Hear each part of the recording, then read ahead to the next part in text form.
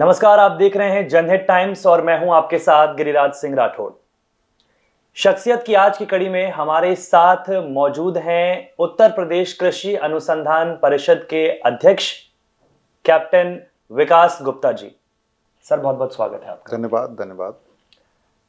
कृषि अनुसंधान परिषद के आप अध्यक्ष हैं और कृषि प्रधान हमारा देश है जी। और किसानों को लेकर के पिछले पूरे एक साल में हम लोगों ने क्या कुछ उठापटक देखी, राजनीतिक तौर पर, सामरिक तौर पर और अंतर्राष्ट्रीय स्तर पर भी। इस पूरे मुद्दे को एक साल हुआ और उसके बाद में हमारे देश के प्रधानमंत्री एकदम से टीवी पर आते हैं और आप तीनों काले कानून जिसे कहा जा रहा है किसानों की तरफ से, आप उन्हें विड्रॉ कर लेते हैं, जो कि पूरी तरीके से लागू भी नहीं किए गए हैं।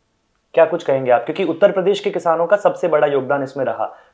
देखिए, उत्तर प्रदेश कृषि प्रधान प्रदेश है और लगभग 22 करोड़ की आबादी में अगर हम किसानों को देखेंगे तो लगभग 4 करोड़ उत्तर प्रदेश में किसान है। और अगर उपज की दृष्टि से देखेंगे तो उत्तर प्रदेश का देश में गेहूं में, चावल में तो दूसरा स्थान है। गेहूं है, मक्का है, सब्जियां हैं, फल है, दूध है, मीट है, मटर है, सरसों है। इसमें उत्तर प्रदेश का अग्रणी स्थान है। और उत्तर प्रदेश ने जो भी खाद के भंडार हैं भारतीय खाद्य निगम के, चाहे वो गेहूं का हो, चावल का हो, उत्तर प्रदेश चीनी का भी सबसे बड़ा उत्पादक है। इन सब में बहुत उत्तर प्रदेश के किसानों की मेहनत का परिणाम है कि आज सब खाद्यान्न हमारे देश के भरे हुए हैं। आपने शुरुआत करी इंटरव्यू की, बड़ी अच्छी है, क्योंकि इस समय लोगों के दिमाग में कृषि और कृषि से जुड़े हुए विषय पिछले एक साल से चल रहे हैं, क्योंकि किसान धरना प्रदर्शन कर रहे हैं। हमारे माननीय प्रधानमंत्री जी आए और उन्होंने इन कानूनों को वापसी लेने की घोषणा करी और उन्होंने अपनी घोषणा में ये भी कहा कि शायद हम इन कृषि कानून का महत्व हम शायद किसानों को नहीं समझा पाए।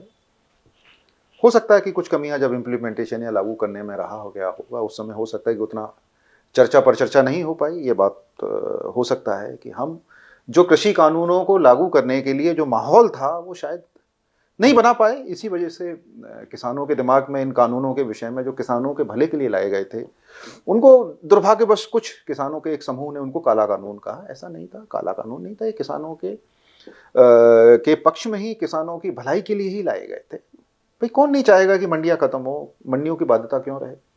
कौन किसान नहीं चाहेगा कि बिचौलिए खत्म हो, बिचौलियों पे किसानों की डिपेंडेंसी खत्म हो? कौन किसान नहीं चाहेगा कि भंडारण की सीमा खत्म हो? सारी चीजें किसानों के हित में थी। लेकिन आप कृषि अनुसंधान परिषद के अध्यक्ष हैं उत्तर प्रदेश के, तो कौन किसान ये नहीं चाहेगा कि उसे एमएसपी पर की जो गारंटी है वो दी जाए? कौन सा किसान ये नहीं चाहेगा कि उसे उसकी फसल का उचित मूल्य मिले? कौन सा किसान ये चाहेगा कि पिछले एक साल में जब आप धरने पर बैठे हैं, आपने हाईवेज जाम कर रखे हैं, आम जनता को भी परेशानी हो रही है, वो साफ तौर से कह रहे हैं कि आप बातचीत कीजिए। देखिए, बड़ा अच्छा प्रश्न आपने पूछा है, बड़ा स्मार्ट प्रश्न पूछा है आपने। देखिए, किसान उत्पाद करता है और किसान को उचित मूल्य मिलना चाहिए। उसके लिए एमएसपी की सुविधा उपलब्ध है, गन्ने का भी सुविधा उपलब्ध है। लेकिन कुछ फसलें ऐसी हैं जिनको किसान उगाना चाहता है, कुछ फसलें ऐसी हैं जिनको किसान उगाना ही नहीं चाहता है या किसान उसमें मेहनत नहीं करना चाहता है। मुख्यतः 3 फसलों के किसान यहाँ पर बॉर्डर में बैठे हुए हैं, गेहूं, चावल और गन्ने के किसान। लेकिन किसान तो सिर्फ इन 3 फसलों का किसान होता नहीं है, वो तो दूध का भी उत्पादन करता है, दलहन का भी, दालों का भी उत्पादन करता है, तिलहन का भी उत्पादन करता है, सब्जियों का भी उत्पादन करता है और वो फल और सब्जियों का भी उत्पादन करता है। सारे किसान यहाँ पर नहीं थे, कुछ थे। रही बात कि किसानों को उचित मूल्य मिलना चाहिए। किसानों की उपज, किसान जो भी उपज करता है वो अंत में ग्राहकों तक पहुँचती है। ग्राहकों, जो जैसे कि हम कंज्यूमर हैं, नोएडा में रहते हैं, तो ग्राहक उसका पूरा पैसा देते हैं। वो पैसा कंज्यूमर, ऐसे कंज्यूमर चाहे आप हों राठौर साहब, चाहे आप हों, हमारे कैमरामैन महोदय हों, वो उसका पूरा पैसा देते हैं, लेकिन वो पूरा पैसा किसानों तक नहीं पहुंचता है। वो क्यों नहीं पहुंचता? बीच में बिचौलिए हैं। मैं इन किसानों से पूछना चाहता हूं कि ये किसान सरकार के खिलाफ तो आंदोलन करते हैं, बिचौलियों के खिलाफ क्यों नहीं करते हैं? जो उनकी पैसे का, कि वो 10 रुपए की चीज यहाँ आज टमाटर हमें 100 रुपए का बिल रहा है, बीच में 90 रुपए कहाँ चले गए? वो बिचौलियों के पास चले गए। ये जो कृषि कानून जो लाए गए थे, या इनके पीछे हमारी केंद्रीय सरकार की जो मंशा थी, वो बिचौलियों को खत्म करने की मंशा थी, कि सीधा फार्म से सीधा कंज्यूमर तक पहुंचे, जिससे कि कंज्यूमर को भी उचित रेट मिले, अच्छा माल मिले और किसानों को भी उचित रेट मिले। लेकिन दुर्भाग्य था, नहीं कर पाए। हाँ, रही बात एमएसपी को कानून बनाने की, देखिए एमएसपी को, किसानों को उचित मूल्य मिलना चाहिए, हम सबकी मंशा है। मैं ये कहना चाहता हूं कि किसान सीधा कंज्यूमर को क्यों नहीं बेचना चाहते हैं। किसान बहुत अच्छे किसान हैं, सीधा कंज्यूमर को बेचे, अपनी मंडियों की लाने की बजाय सीधा कंज्यूमर तक लेके आए। सब्जियां बहुत अच्छी सब्जियां किसान उगा सकते हैं, क्यों नहीं किसान सीधा जाके मार्केट में सीधा कंज्यूमर तक जाके उसको सेल करे। ये सब विषय थे। ठीक है, मैं 2-3 प्रश्न और लूंगा किसानों पर, उसके बाद में फिर हम आगे बढ़ेंगे। लेकिन अब आप ये बताइए कि बतौर उत्तर प्रदेश कृषि अनुसंधान परिषद के आप अध्यक्ष हैं, आपने क्या कोशिश की कि आप किसानों से बातचीत करें, या फिर यूपी सरकार की तरफ से क्या कुछ कोशिशें की गई? मैं उत्तर प्रदेश कृषि अनुसंधान का परिषद का अध्यक्ष आज से लगभग 3 वर्ष पूर्व बनाया गया था, और 3 वर्ष पूर्व जब से मैंने इसको टेक ओवर किया है तब से बहुत सारे हम लोगों ने प्रयास किए हैं कि जो 3 फसलों वाले किसान हैं इनसे डाइवर्सिफाई होकर किसान दूसरी फसलों पे भी जाए।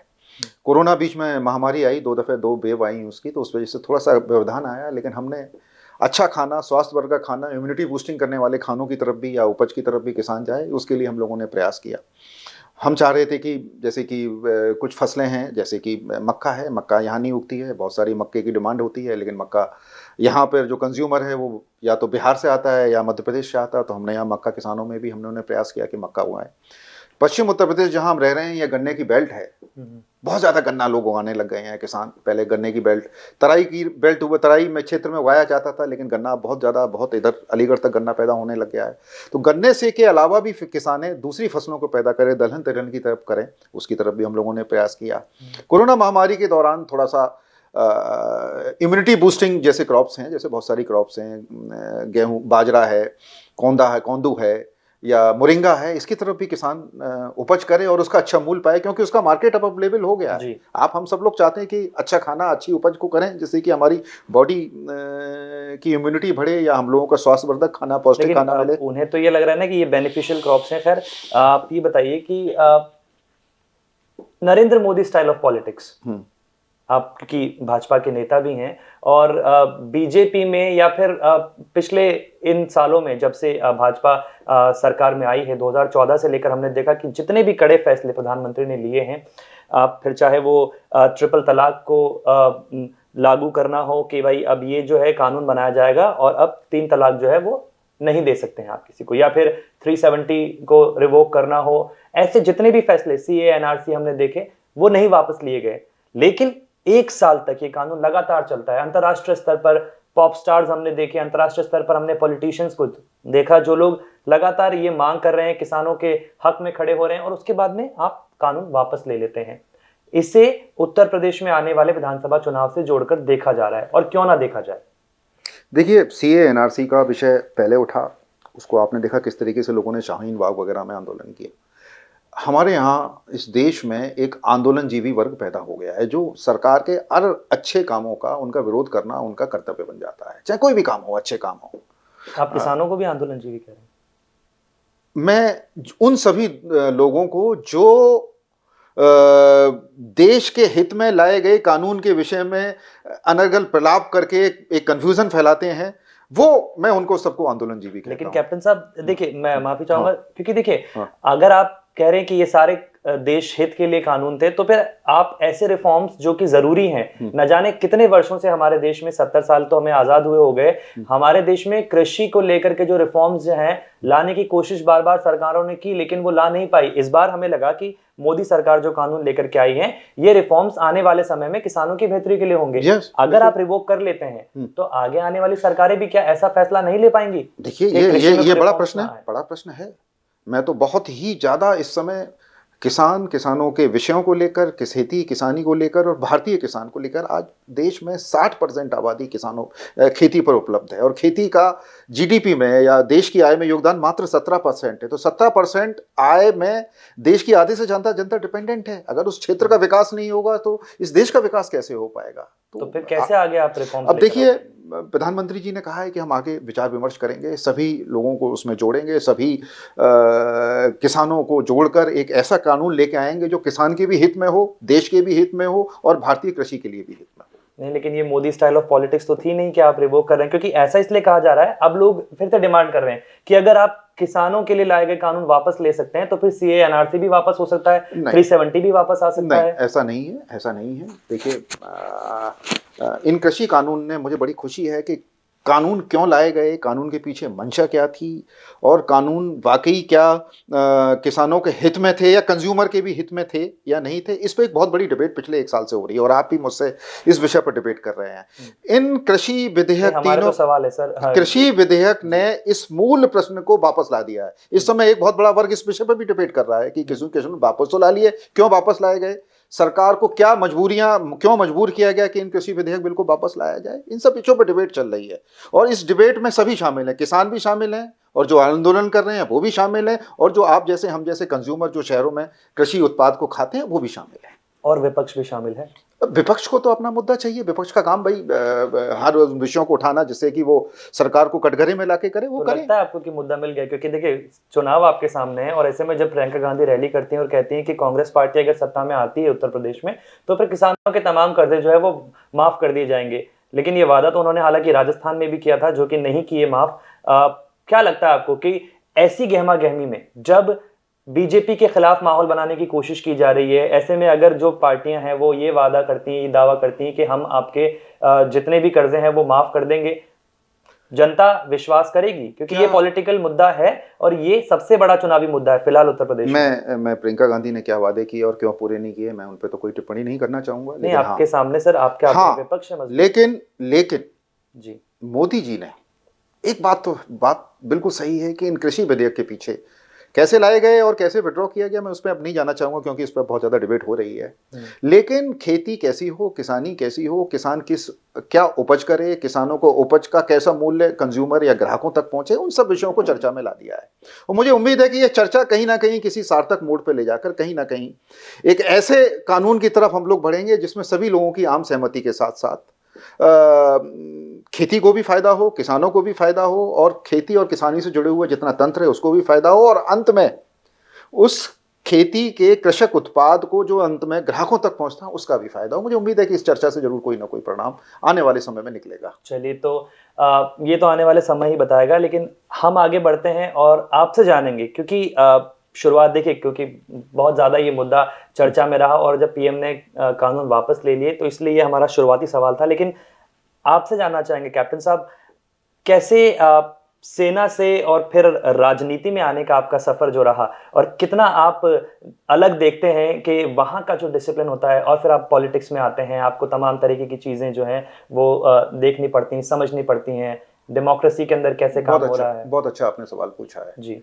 एक फौज में कहावत है, वंस फौजी इज ऑलवेज ए फौजी। फौज में तो डिसिप्लिन है, अनुशासन है और एक नियमित दिनचर्या है, उसमें आपको रहना पड़ता है, जीना पड़ता है। किन चीज़ों ने आपको आकर्षित किया? क्या आपको लगा कि नहीं, राजनीति में भी ज़रूरत है? मुझे लगता है कि राजनीति में बहुत बड़े स्पेस की ज़रूरत है, अच्छे लोगों की ज़रूरत है, और मुझे लगता है कि अच्छे लोग राजनीति में आएंगे तभी उस स्पेस को भरेंगे। लेकिन दुर्भाग्य ऐसा है कि भारतीय राजनीति में अच्छे लोगों के लिए स्पेस जबरदस्ती अच्छे लोगों को बनाना पड़ता है। इतना पेशेंस लोगों में होता नहीं है। मैं पिछले 15 वर्षों से सार्वजनिक जीवन में हूँ, आप ये पीछे देख रहे हैं ना जी। जितने भी नोएडा में आंदोलन चलाए गए, चाहे वो डीएनडी का आंदोलन रहा हो, चाहे वो यादव सिंह का आंदोलन रहा हो, चाहे वो सिटी सेंटर का रहा हो, चाहे यहाँ का बिल्डरों की समस्या रही हो। उस समय जिस समय मायावती का कार्यकाल था, बिल्डरों और मायावती के खिलाफ कोई बोलता नहीं था। उस समय मैं हाई कोर्ट में मायावती सरकार के खिलाफ गया, उस समय बिल्डरों के खिलाफ गया। जी, हमने देखा है यहाँ पर आपने बिल्डरों का यह है। तो जब आप पता करेंगे मेरे विषय में, थोड़ा सा गूगल सर्च करेंगे तो आपको पता चलेगा कि उस समय जिस समय मैं आंदोलन करता था उस समय कोई भी चू भी नहीं कर सकता था सत्ता प्रतिष्ठानों के सामने। उस समय मैंने संघर्ष किया। आप ये देख रहे हैं ना, आप ये जब डीएनडी टोल फ्री हुआ था तो ये महिला सबसे पहली टोल फ्री होकर निकली, तो मैं उनको अपने हाथ से मिठाई खिला रहा हूँ मैं, ठीक है ना।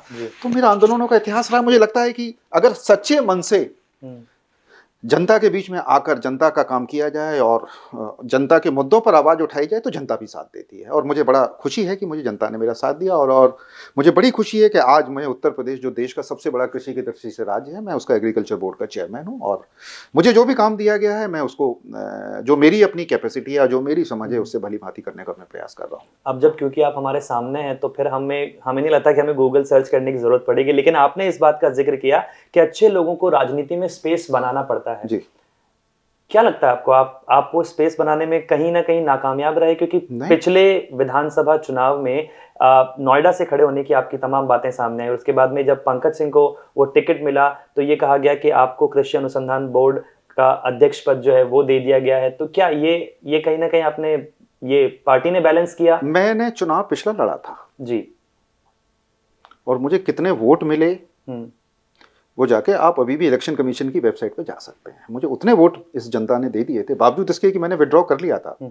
अमित शाह जी यहाँ 5 फरवरी 2017 को आए थे और उन्होंने मुझसे आग्रह किया था कि पार्टी के आप बहुत पुराने प्रतिष्ठित कार्यकर्ता हैं, आप कृपया पार्टी के पक्ष में बैठ जाइए। तो मैं चूंकि उस समय हमारे राष्ट्रीय अध्यक्ष थे, उनके आग्रह पर मैं बैठ गया था।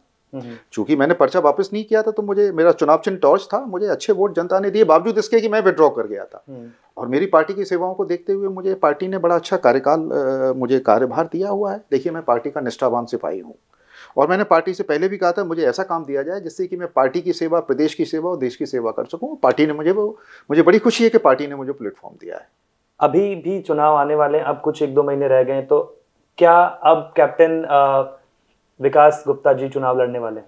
मेरी इच्छा है चुनाव लड़ने की। मैंने पार्टी से आग्रह किया है, पार्टी में राष्ट्रीय अध्यक्ष, राष्ट्रीय नेतृत्व और प्रदेश के नेतृत्व से मैंने आग्रह किया है कि मैं पार्टी में चुनाव लड़ना चाहता हूं। और एक निश्चित आयु में ही आदमी चुनाव लड़ सकता है, मेरी वो आयु भी है इस समय चुनाव लड़ने की। और मैंने पार्टी के सभी नेताओं से कहा कि अब चुनाव लड़ने का समय है, पार्टी मेरे इस आवेदन पर विचार करे। अच्छा, विपक्ष को लेकर के और खासतौर से उत्तर प्रदेश में, क्योंकि विपक्ष जो है वो एक साथ लामबंद हो रहा है, फिर चाहे वो समाजवादी पार्टी हो, लगातार कोशिश पिछले चुनावों में भी की गई, सपा और कांग्रेस एक साथ आई, 2 जवान लड़के एक साथ आए, कोशिश नहीं कर पाए, वो जो भुना नहीं पाए, वो जिता नहीं पाए अपने आप को। इस बार भी जो है कोशिश की जा रही है, फिर चाहे वो ओपी राजभर के साथ में हो, और फिर अब कांग्रेस पार्टी अपने दम पर चुनाव लड़ रही है। क्या लगता है आपको, कितनी चुनौती बीजेपी के सामने उत्तर प्रदेश में है?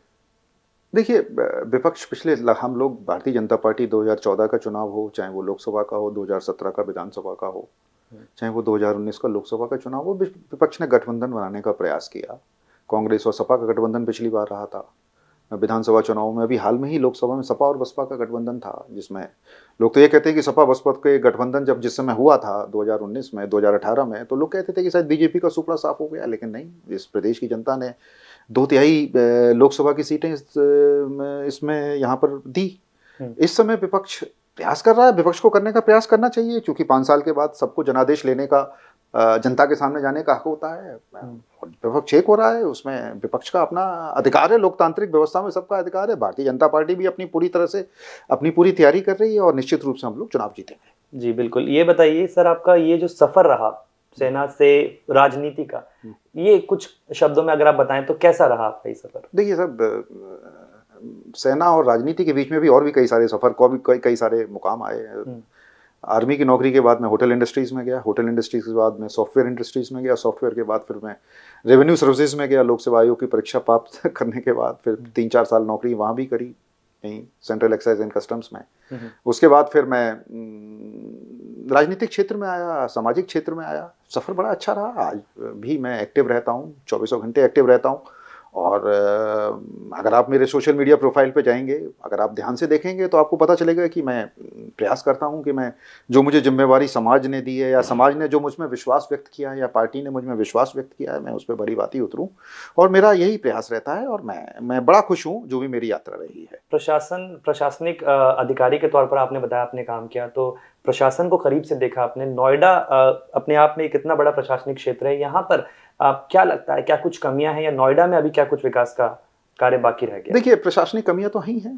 देखिए, यहाँ पर जनता का और प्रशासन के बीच में उतना जुड़ाव नहीं है जितना होना चाहिए। मैं समझता हूँ कि नोएडा एक बढ़ती हुई आबादी का शहर है और अंतर्राष्ट्रीय शहर के तौर पर अपने आप को नहीं डेवलप हुआ है, कमिश्नरेट है यहाँ पर। लेकिन मुझे अभी भी लगता है कि आम जनता और शासन और प्रशासन में दूरी है, अभी भी बनी हुई है। मेरे जैसा आदमी, मैं आपको बताऊं, मैं आज की डेट में मिनिस्टर ऑफ स्टेट का स्टेटस है। मैं भी बहुत ज़्यादा, हालांकि मेरी बहुत ज़्यादा आदत नहीं रही है कि मैं अथॉरिटी में जाऊं या पुलिस थाने में जाऊं, कचहरी में जाऊं। मेरा पिछले 15 सालों का इतिहास है कि मैं कभी ऐसा करता नहीं हूं। कभी बहुत ज़रूरत होती है तो मैं फ़ोन पे काम कर लेता हूं।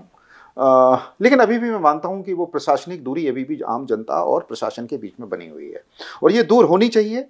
थोड़ा सा मुझे लगता है कि इसमें थोड़ा सा नोएडा की जनता का भी थोड़ा सा इसमें और जागरूक होने की ज़रूरत है। अभी नोएडा इवॉल्विंग सिटी है, अभी बन रहा है। सिविल सोसाइटीज़ अभी पूरी तरह डेवलप नहीं हुई हैं। तो मुझे उम्मीद है कि धीमे धीमे जब सिविल सोसाइटीज़ इवॉल्व होंगी, डेवलप होंगी, नए नए सेक्टर्स आ रहे हैं, आपस में लोगों का कनेक्टिविटी नहीं, तो मुझे उम्मीद है कि जैसा पड़ोस के शहर हैं, जैसे गाजियाबाद है, वहाँ पर नगर निगम बना हुआ है, वहाँ पर लोकल कॉरपोरेशन है। इस टाइप की कुछ व्यवस्था ऐसी बनेगी जिसमें सीधा जनता और प्रशासन के बीच में जुड़ाव हो। तो ये जो गैप है ये सिर्फ जनता और प्रशासन के बीच में, या फिर सेक्टर वासियों और नोएडा के आसपास के जो गांव हैं, फिर चाहे वो हरोला हो, मामूरा हो, ये आसपास के जो ऐसे गांव हैं, वो अभी भी विकास से कोसों दूर हैं? ये बात सही है जी। थोड़ा सा गांव हो, सेक्टरों के बीच में गांव, गांव में भी एक अलग कल्चर है। जब आप किसी अच्छे से सेक्टर में जाएंगे, उसके बराबर वाले गांव में जाएंगे, तो आपको ज़मीन आसमान का फ़र्क दिखाई देगा।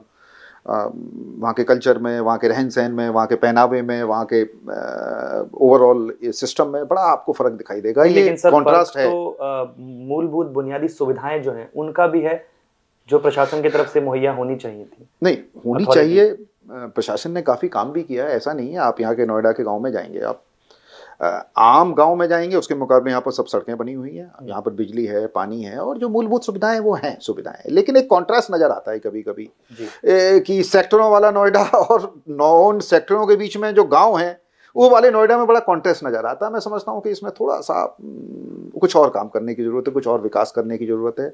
सेक्टर वासियों को भी अपना माइंड सेट करने की ज़रूरत है, चेंज करने की ज़रूरत है, और गांव में जो रह रहे हैं निवासी, उनको भी माइंड सेट करने की ज़रूरत है। तो मुझे चलिए, एक आखिरी सवाल मेरा आपसे कि बतौर उत्तर प्रदेश कृषि अनुसंधान परिषद के अध्यक्ष, आगे क्या कुछ आपकी योजनाएं हैं जो किसानों के लिए और उत्तर प्रदेश के लिए? मेरा ये मानना है कि उत्तर प्रदेश का विकास, बहुत अच्छी बात है हम सड़कें बना रहे हैं, बहुत अच्छी बात है एयरपोर्ट बना रहे हैं। उत्तर प्रदेश का विकास का मूल अवधारणा जब तक कृषि आधारित नहीं होगी, तब तक उत्तर प्रदेश का विकास नहीं हो सकता। उत्तर प्रदेश में आय नहीं बढ़ सकती, किसानों की आय नहीं बढ़ सकती। उत्तर प्रदेश की स्ट्रेंथ क्या है? उत्तर प्रदेश की स्ट्रेंथ कृषि है। उत्तर प्रदेश में सबसे ज़्यादा कृषि योग्य भूमि है, और उत्तर प्रदेश में agro climatic zone 11 agro climatic zone है, जिसमें हर तरीके की सब्जी, दलहन, तिलहन, हर तरीके का जानवर को पैदा किया जा सकता है, हर तरीके का उससे उत्पाद लिया जा सकता है। तो उत्तर प्रदेश में अपार और असीम संभावनाएं कृषि के क्षेत्र में है, और मेरा काम है कि मैं किसानों के बीच में जागरूक लोगों को करता हूं। मैं भी खुद किसान बन गया हूं, मैं आपको बता दूं, और मैं भी कुछ ऐसे मैंने एग्रीकल्चर के मॉडल डेवलप किए हैं, जिससे कि मैं, आप जैसे लोग जो नए युवा हैं, जो आईटी फील्ड में हैं या मीडिया के फील्ड में हैं, उनको भी मैं ऐसा प्रेरित कर पाऊँ उन मॉडलों के जरिए से कि वो भी कृषि आधारित कुछ भी व्यवसाय करें, या उसके लाभ उठाएं, या अपनी आमदनी का जरिया बढ़ाएं, या जागरूक हों, या जागरूक लोगों को करें। मुझे उम्मीद है कि मैं उस प्रयास में आगे बढ़ रहा हूँ, और मुझे उम्मीद है कि कुछ मैंने ऐसे मॉडल डेवलप किए। मैं लेक्चर भी देता रहता हूँ, मैं एग्रीकल्चर यूनिवर्सिटीज़ में भी जाता रहता हूँ, टेक्निकल यूनिवर्सिटीज़ में भी जाता रहता हूँ। मेरा अपना मानना है कि आने वाला जो भविष्य है इस देश का, वो एग्रीकल्चर है। चलिए, तो आने वाला भविष्य इस देश का एग्रीकल्चर है, कृषि है, और कृषि क्षेत्र में सुधार की फिलहाल बहुत ज़्यादा ज़रूरत है। ये सब कुछ कहना है उत्तर प्रदेश कृषि अनुसंधान परिषद के अध्यक्ष कैप्टन विकास गुप्ता जी का, और उन्होंने ये भी बताया कि कैसा उनका सफ़र सेना से राजनीति तक का रहा, और आने वाले चुनाव में किस तरीके से बीजेपी मैदान में उतरने वाली है। फिलहाल शख्सियत के इस खास एपिसोड में इतना ही। अगले एपिसोड में आपको मिलवाएंगे किसी दूसरी शख्सियत से। नमस्कार।